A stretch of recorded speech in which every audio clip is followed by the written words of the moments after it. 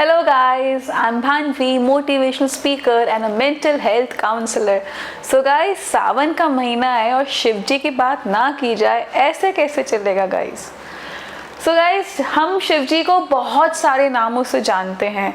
उनके तरह तरह के नाम हैं। कोई उन्हें शंकर जी के नाम से जानता है, कोई काल भैरव के नाम से जानता है, कोई आदि योगी के नाम से जानता है, कोई नीलकंठ के नाम से जानता है।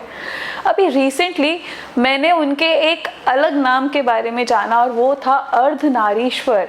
और गाइस, मुझे एक कल्चरल प्रोग्राम में मौका भी मिला अर्धनारीश्वर बनने का और उनकी कथा जानने का, और मुझे वो कहानी बहुत ही इंटरेस्टिंग लगी। तो मुझे लगा क्यों ना सावन के महीने में आप लोगों को भी बताया जाए कि शिव जी ने अर्धनारीश्वर का रूप लिया क्यों था।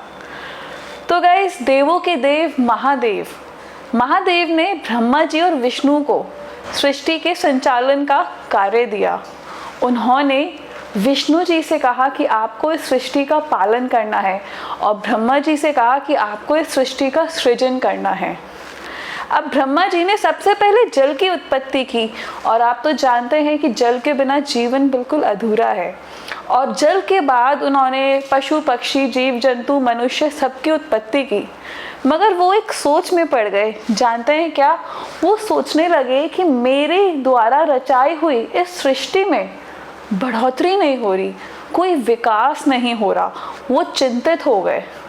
तो उन्होंने विष्णु जी से कहा, इस समस्या का क्या हल है? तो विष्णु जी ने उन्हें कहा कि आप शिव की आराधना कीजिए, तभी वो आपको आपकी प्रॉब्लम का मार्गदर्शन करेंगे, उसका रास्ता दिखाएंगे। तो अब ब्रह्मा जी विष्णु जी के कहने पर शिव की आराधना में लग गए, और उनकी आराधना से प्रसन्न होकर शिव जी ने उनको मार्गदर्शन दिया। तो उन्होंने अपनी प्रॉब्लम उनको बताई। उन्होंने कहा कि महादेव, ऐसा क्या किया जाए जो हमारी रचाई हुई सृष्टि में बढ़ोतरी हो।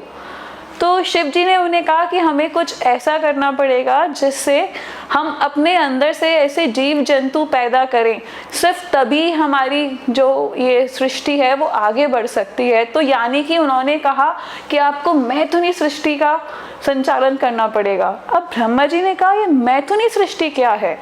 तो उनको मैथुनी सृष्टि का अर्थ समझाने के लिए उन्होंने अर्धनारीश्वर का रूप लिया, जिसमें उनका आधा भाग तो शिव का ही था और आधा भाग था उनकी शक्ति उमा का। तो उनका जो ये रूप है हमें बताता है कि नारी और नर एक समान है।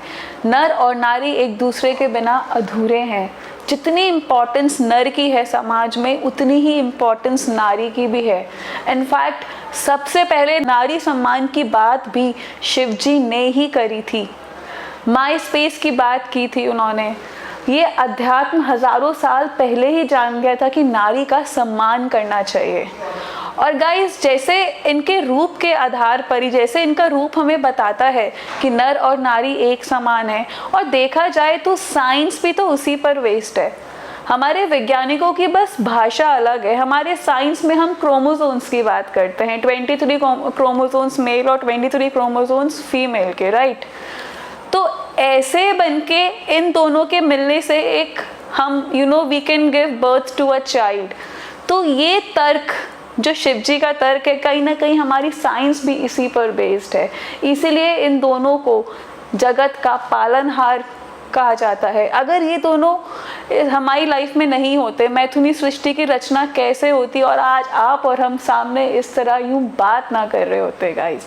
तो इसीलिए शिव जी ने अर्धनारीश्वर रूप लिया था और इस सृष्टि का संचालन किया था। ओम नमः शिवाय।